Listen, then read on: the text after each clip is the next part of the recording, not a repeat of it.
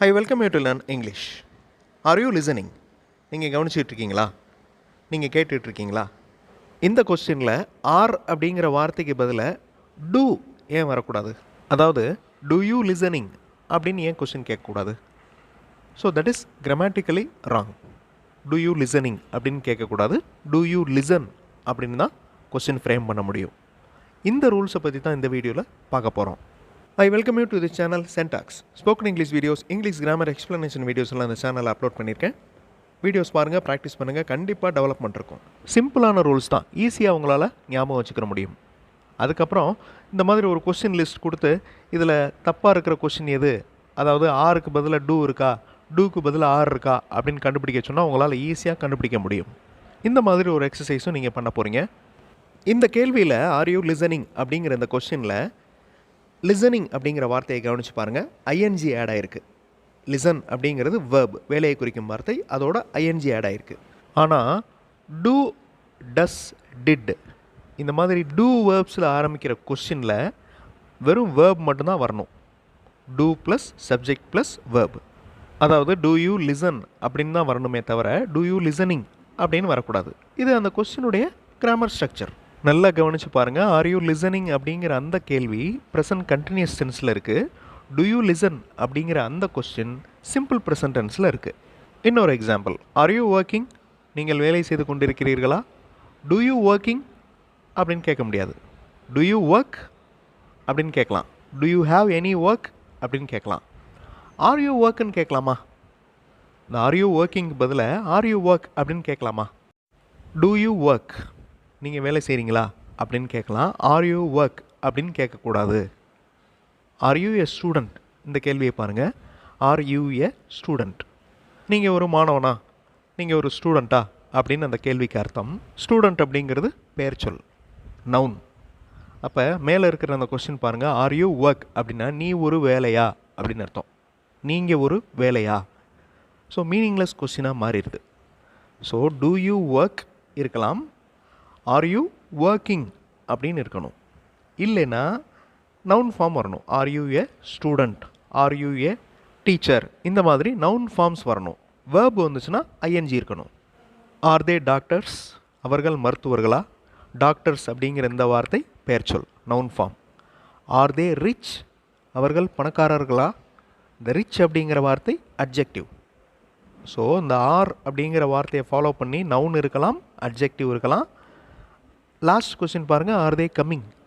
So coming அப்படிங்கிற வார்த்தையில் ING வந்திருக்கு, வேர்ப் ப்ளஸ் ஐஎன்ஜி. ஸோ இந்த 3 ஃபார்ம் தான் இருக்க முடியுமே தவிர வேறு ஃபார்ம்ஸ் இருக்க முடியாது. Are plus subject plus noun, are they doctors. அதே மாதிரி are plus subject plus verb plus I N G, are they coming, அவர்கள் வந்து கொண்டிருக்கிறார்களா? டூ தே கம், அவர்கள் வருவார்களா? இந்த கொஸ்டின்ஸில் வார்த்தைகளை ரீப்ளேஸ் பண்ண முடியாது. அதாவது ஆர் தே டாக்டர்ஸ், அந்த ஆருக்கு பதிலாக டூ அப்ளை பண்ண முடியாது. அதே மாதிரி ஆர் தே கம்மிங், இங்கேயும் டூ தே கம்மிங் அப்படின்னு சொல்ல முடியாது. ஸோ டூ தே கம், இங்கே இருக்கிற டூவை ரீப்ளேஸ் பண்ண முடியாது. ஆர் தே கம் அப்படின்னு சொல்ல முடியாது. எல்லாமே ஒரு கிராமட்டிக்கல் ஸ்ட்ரக்சர். இதை மனப்பாடம் பண்ணிக்கிறணும். இந்த ரூல்ஸ் ஞாபகம் வச்சுக்கிற மாதிரி ஒரு எக்ஸசைஸ் பண்ண போகிறோம். இங்கே இருக்கிற கேள்விகளை பாருங்கள். இந்த கேள்விகளில் எந்தெந்த கேள்வி ராங் அதை நீங்கள் கண்டுபிடிக்கணும். வீடியோ பாஸ் பண்ணிவிட்டு ஆன்சர் கண்டுபிடிங்க. ஒவ்வொரு கேள்விக்கும் என்ன மீனிங் அப்படிங்கிறதையும் பாருங்கள். வீடியோ பாஸ் பண்ணிக்கோங்க. ஆன்சர் ஃபியூ செகண்ட்ஸில் டிஸ்பிளே ஆகும். ஆர் யூ ஏ ஸ்டூடெண்ட், நீ ஒரு மாணவனா, நீங்கள் ஒரு ஸ்டூடெண்ட்டா? டூ யூ ஏ டீச்சர் அப்படின்னு கேள்வி கேட்க முடியாது. ஆர் யூ ஏ டீச்சர் அப்படி தான் இருக்க முடியும். அதே மாதிரி டூ த ஸ்டூடெண்ட்ஸ் ஹாப்பி அப்படின்னு கேட்க முடியாது. Are the students happy. மற்ற கேள்விகள்லாம் பாருங்கள். ஆர் யூ ஏ ஸ்டூடெண்ட், நீங்கள் ஒரு மாணவனா? Do the students feel happy. இந்த கேள்விக்கும் அடுத்த கேள்விக்கும் இருக்கிற டிஃப்ரென்ஸ் பாருங்கள். அந்த ஃபீல் அப்படிங்கிற வேர்ப் வந்திருக்கு. Do the students feel happy, are the students happy. So 2 கொஸ்டின்ஸுமே கரெக்ட் தான். அந்த ஃபீல் அப்படிங்கிற வார்த்தை டிஃப்ரென்ஷியேட் பண்ணுது.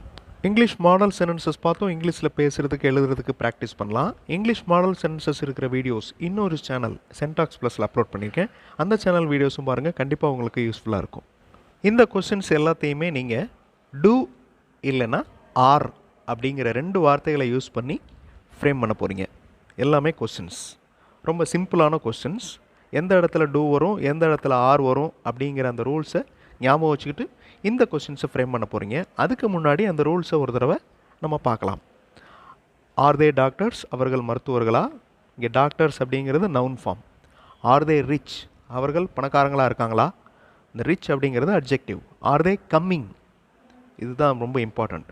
So verb plus ING.